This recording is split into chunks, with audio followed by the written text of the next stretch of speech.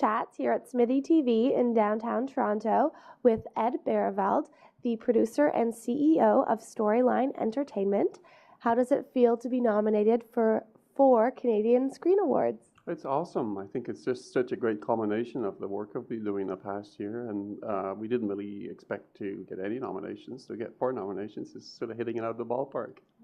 Can you tell me a little bit about the projects that you were nominated for? Yeah, The Market, which is a film about the grey trade in kidneys, was nominated for Best Social Political Documentary, the Donald Britton Award, and also for Best Original Music Award. And our film Lone Twin, which was a co-production with Wild Heart Productions in Belgium, about twins who, about twinship. The filmmaker is a twin. She loses her brother and she investigates what that means to be a twin. Is nominated for Best Documentary Program. And then our feature film, The World Before Her, which has won a couple of awards and also was named a top 10 2012 TIFF film, is nominated for Best Feature Documentary. You seem to choose such meaningful projects. How do you go about finding them? It's a mix of things. Often, I guess, because we build a reputation for this kind of material, people come and seek me out with ideas. So Rama actually knew me through our reputation, and I met Rama at Hot Docs 2 or 3 years ago, and she told me a bit about a project, and I thought that's something that we want to do. The World Before Her sort of came about in a kind of roundabout way, in that I had wanted to work with a filmmaker for some time, and we basically met over a couple of coffees and came up with the idea for The World Before Her, which looks at the status of women in India, which is very current with the recent rape case in India. And then Lone Twin sort of was a result of going to international markets for a very long time, and being introduced by a fellow filmmaker who thought I should hook up with the producer and director of that film. So I met Anna van der Wey, who's the director and the co-producer at IDFA, and we developed the film. And you're also branching out into some interactive media. Can you tell me a bit about that and what that means? Well, I think the Canadian broadcast industry has seen massive changes, and the Canadian Media Fund, which is a large subsidizer of our work, has been putting a lot of emphasis on new media. So, of course, we don't want to be left behind.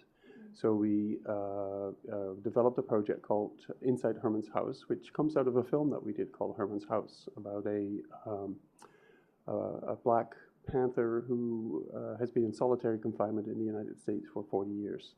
And the film was interested in doing, the National Film Board of Canada was interested in doing a interactive project with us about dealing with issues of solitary confinement and looking at Herman Wallace, who's the prisoner's case. So we've been developing that. We pitched it at Hot Docs a couple of years ago, and we won the development prize, which allowed us to go into development on that. And the National Film Board came on board for a full production.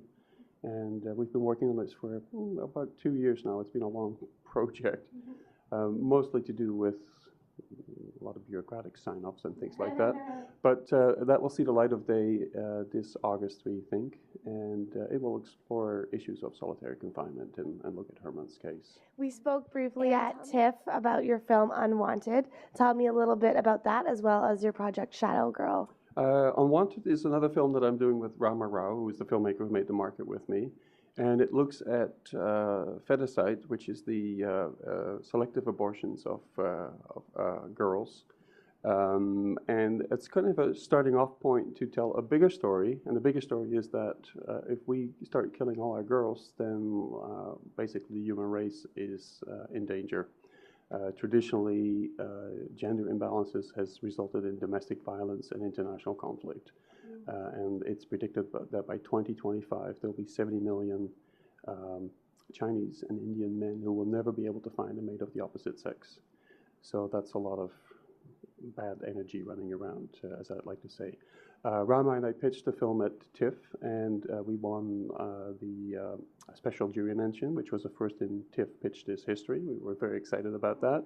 And then we pitched the film in Amsterdam at IDFA at the Forum, where we got some really tremendous feedback and interest, and we're now sort of trying to move that into a license fee so that we can produce the film, and we're hoping to go into production later this year. And it's an international important story, so we really hope that we'll have success with that. And then Shadow Girl is being produced by Lisa Valencia Svensson, who's one of the storyline producers. And it looks at a filmmaker who's going blind, and it's her journey into blindness and how she copes with that. She is Chilean, and she fled Chile after the 1974 coup, I think it was 74, 72, it's early 70s. Came to Canada, worked as a filmmaker, and then discovered that she had macular degeneration, which is a genetic disease. And so she's losing her eyesight, and she's dealing with going blind. And as part of her story, her journey, she traveled back to Chile. She got really depressed, went back to Chile to sort of hang with family. And there she met a number of blind street vendors who basically gave her hope and taught her how to deal with her affliction. So we're following her story. And what other projects might you have in development? Well, we have two really cool projects in development. One is about burlesque. It's not quite the history of burlesque, but we're looking at women who performed in the 50s and 60s. So our subjects will be between 70 and 90 years old. They still perform.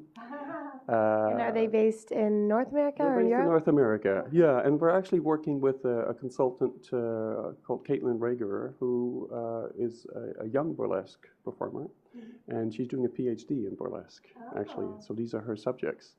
So it's very cool. And our other film is a story about the only man who ever published girly magazines in Canada, the first and last man who published girly magazines in Canada, called David Wells.